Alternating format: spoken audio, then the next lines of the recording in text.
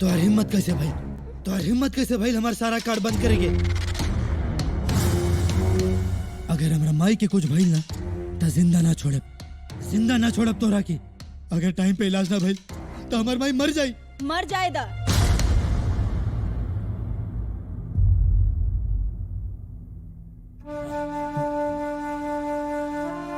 Mummy ए तू का खाता रू? एकदम सही कह रहल बानी। मर जाएगा ओकरा के। जब वो मर जाई तबे तू हमरा के अपन माई मनवा। ऐसे कैसे मर जाए दी ओकरा के? हाँ? वो हमरा के पाल पोस के इतना बढ़ गई ले बिया। वो हमार माई बिया मम्मी। और हम तोहरा के अपन कोख से पैदा कैले बानी। 9 महीना के त्याग जिंदगी भर के पालन पोषण पर ज्यादा भारी पड़ेला बेटा। मम्मी तू का कहता रू मम्मी? हाँ, जब तक तो हर आंख पर से ओकर ममता के पर्दा न हटी तब तक तोहरा के हमार ममता ना दिखाई दी। इहे खातिर मर जाए दे ओकरा के।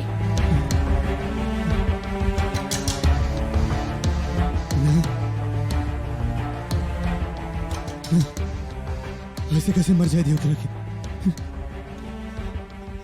हम अपन खून के एक एक कतरा बहा के ओकरा के हम बचाई। कुछ भी कर सके नहीं हम, बाकी ओकरा के मारे ना देब हम।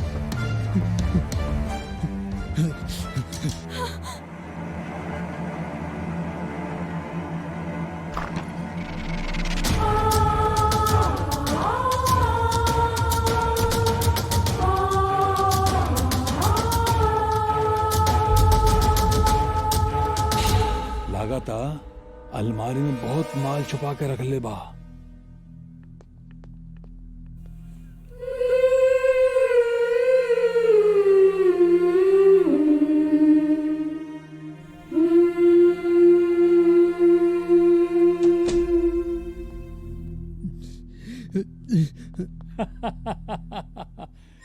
इस सड़ल फटल चप्पल जोहरी बाजार में 5 लाख के बेचल जा रहल बा।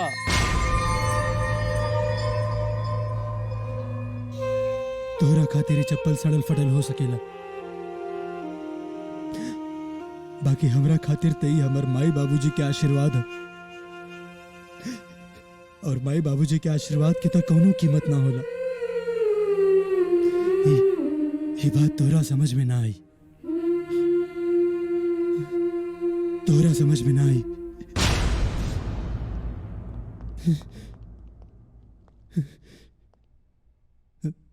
ये पैसा मना मत करिए राज। काहे की कीमत रुपया के ना होला, इंसान के होला, इंसान के जज्बात के होला। मेन का हमके कुछ समझ में नहीं क्या आवत कि हम कीमत वक्त के भी होला राज। और ये वक्त निकल रहल बा। तू जल्दी से ही रुपया लेके हॉस्पिटल पहुंचा।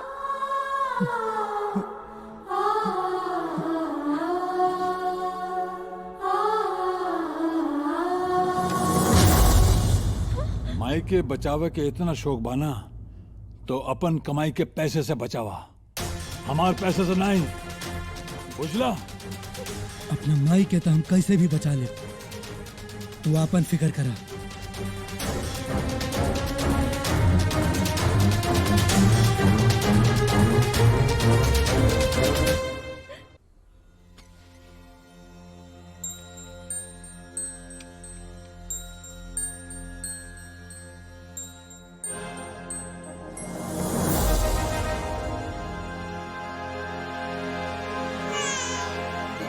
प्रेम, तू यहाँ? अरे हमारा बच्चा कहाँ लेके जाता है? अरे अरे प्रेम, प्रेम बच्चा लेके कहाँ जाता है? यहाँ क्या करता रहा? प्रेम हमारा बच्चा, हमारा बच्चा, हमारा बच्चा, प्रेम, अरे तू बच्चा के कहाँ ले जाता रहा? रुक जा प्रेम। ये क्या करता रहा? तोहर कोनो हक नहीं खे केहू के औलाद के ओकरा से छीने के। प्रेम हम हाथ जोड़ता नहीं, तो हर पैर पड़ता नहीं, छोड़ दा हमारे बेटा के, छोड़ दो प्रेम, हमार बच्चा मत लेके जाए प्रेम, माफ कर दी हमरा के प्रेम, प्रेम हमार बच्चा के दे दी प्रेम, हम बच्चा बिना ना जी सके नहीं प्रेम, छोड़ दी हमार बच्चा के। बहुत खूब। 1 महीना के बेटा खातिर तोरा इतना दर्द हो रहा बा, और जौन माँ बाप अपना बेटा खातिर इतना साल तक अपना खून पसीना के कमाई से पल्ले पुसले और अपन जिंदगी गिरवी रख के पढ़ा लिखा के ओकरा इंजीनियर बनौले, वो माँ बाप से होकर बेटा छीने के कौन हक बा तोहनी लोग के? और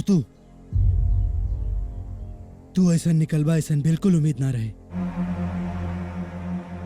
माई की हालत बहुत खराब बा, हॉस्पिटल में अपन आखिरी सांस गिने तारी।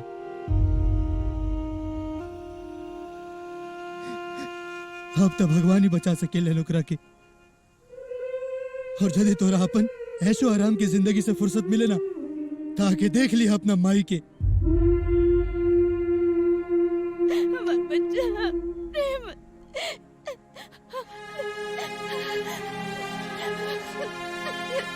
और एक बात याद रखिए, माई बाप के सेवा के फर्ज अगर बेटा के कर्ज बन के उधार रह जाए ना, तो ओकरा नरकों में जगह ना मिलेला।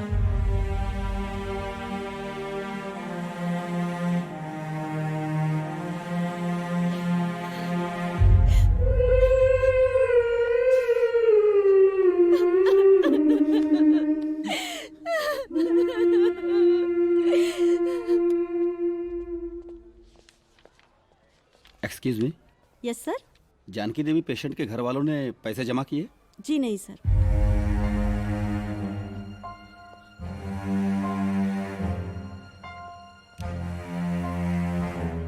अरे तुम पैसे का इंतजाम किए?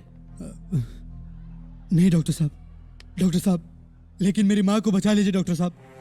मैं आपसे विनती करता हूँ डॉक्टर साहब, मेरी माँ का ऑपरेशन कर दीजिए।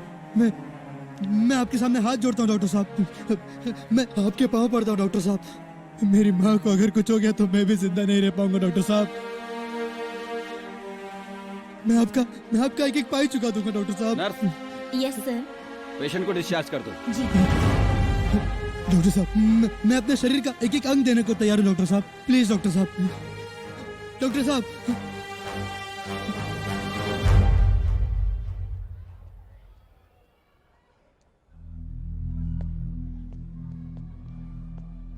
अपनी एक किडनी दे सकते हो? वैसे भी इंसान एक किडनी पे जिंदा रह सकता है। हाँ डॉक्टर साहब, रवा के जवान चाहिए तो हम ले लो। हम सब दे दें। हम रमाई के बचा ले डॉक्टर साहब। नर्स, यस सर। एक पेशेंट को किडनी की जरूरत है। ओके सर। ऑपरेशन की तैयारी करो। जी सर। ऑल द बेस्ट। इंसान का भगवान से भी हम तोहरा लालड़ जाइब, जान तोहर हम जाए ना देहब, भाले जान से जाइब। अब ता हर दर पे ही है फरियाद रहे, बनल माई बाबूजी के आशीर्वाद रहे, बनल माई बाबूजी के आशीर्वाद रहे।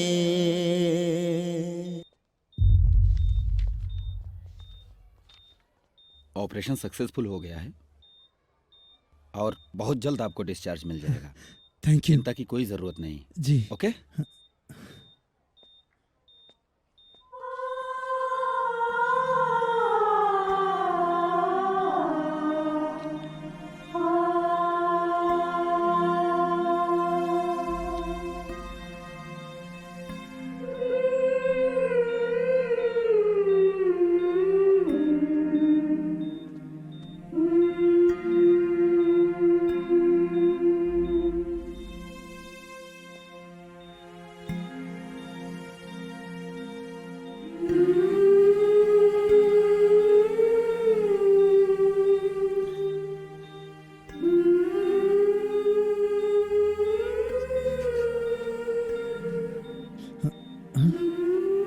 बाबूजी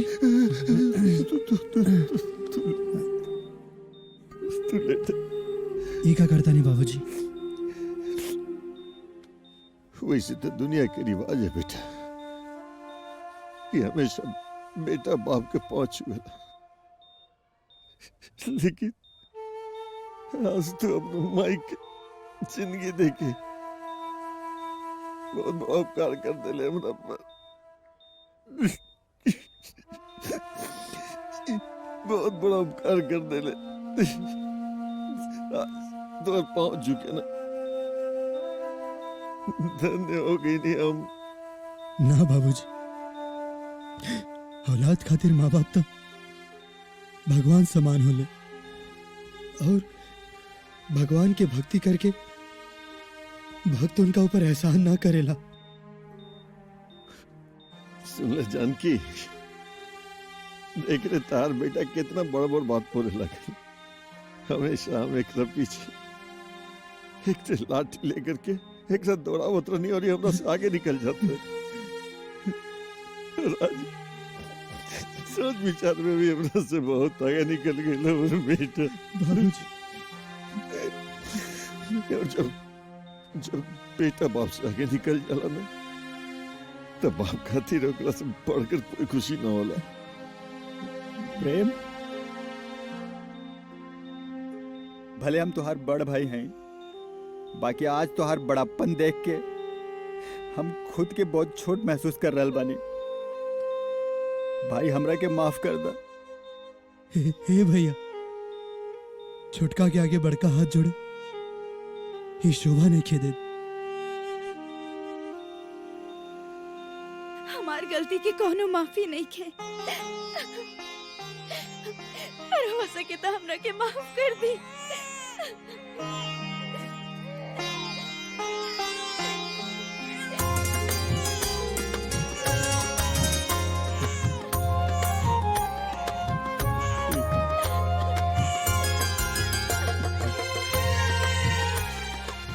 जानकी, जानकी देख देख अपन पोता की।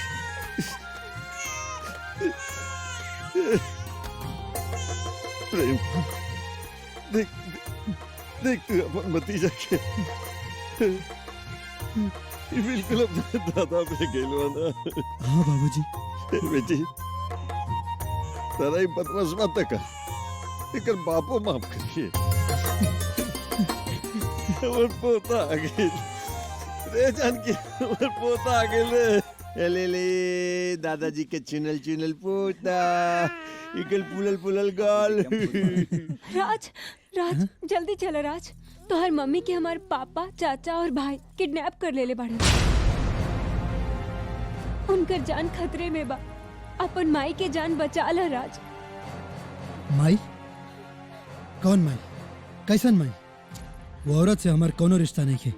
हम उनका के कबो अपन माँ नहीं मान सकत। ऐसन मत कह राज। तो फिर कैसन कही? हाँ, कैसन कही? जब कोनो भी औलाद पे संकट आवेला तो वो औलाद से पहले ओकर माई अपना ऊपर मुसीबत के लिए लेवेले, और वो औरत हमारा सामने मुसीबत के पूरा पहाड़ खड़ा कर देले रहे। हैं तो कैसन माई? वो दिन तू जे कुछ भी देखला सुनला, वो सिर्फ और सिर्फ तुहार जान बचावे खातिर कैले रहलन। हमार पापा, चाचा और भाई के नजर उनकर जायदाद पे बढ़न, जेकर असली हकदार तू बाड़ा। अगर वो दिन तोहरा के रुपया दे देती ना, तो हमार बाबूजी तोहर जान ले लेती। का बात करता रहूं? हाँ राज, उनकर ही दुनिया में तोहरा सिवाय और कोनो नहीं खे।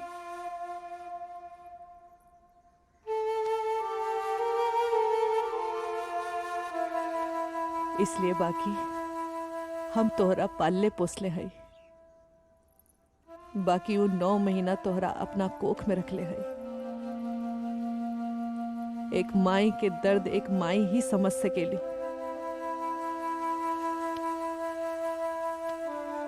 तोहरा अपन माई के क्रिया अपन माई के बचा ली। माई? ए बेटा, तार माई बिल्कुल सही कहता रही। देख आजले हम तोरा उल्टा हाथ से केहू के मारे से मना करत रहनी, लेकिन बेटा आज हम तारा के कहता नहीं कि जो मार मार के सब दुश्मन के दम निकाल दे। ए बुढ़िया, तोर बेटा जहां से आए रहे उधर ही पहुंच गए। अब तोर जायदाद के वारिस केहू नहीं के। ऐसे ई कागज पर दस्तखत कर दे। कान खोल के सुन ले तू, हम दस्तखत ना करब। ए मैडम, कफन में कोनो जेब ना होला मैडम, और ना धरती से स्वर्ग में पैसा ऑनलाइन ट्रांसफर होला। और वहीजा कोनो एटीएम भी ना चलेला। एजा टन से गोली मरली ना, एजा तोर अर्थी उठल, ओजा तोर जायदाद बटल। यही से कहत है जायदाद हमनी के नाम कर दे, प्यार से। हम कहनी ना तोहनी से, हम दस्तखत ना करब, चाहे तू कुछ भी कर ले, हम दस्तखत ना करब। अरे चुप! हम वो मुसीबत है जे बार बार यूटर्न लेवेला, बार बार यूटर्न लेवेला।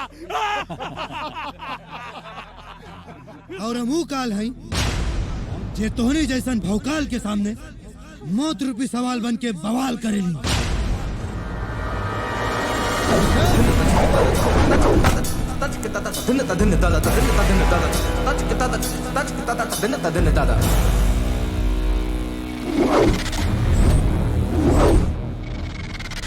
राजा माई, अच्छा भैल तू आ गेले यहाँ।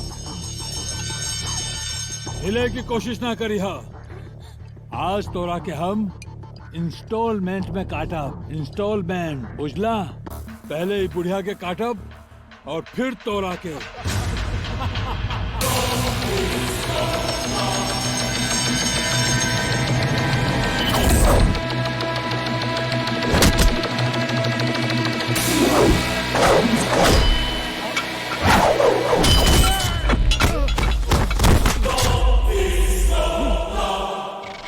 मार के मारा।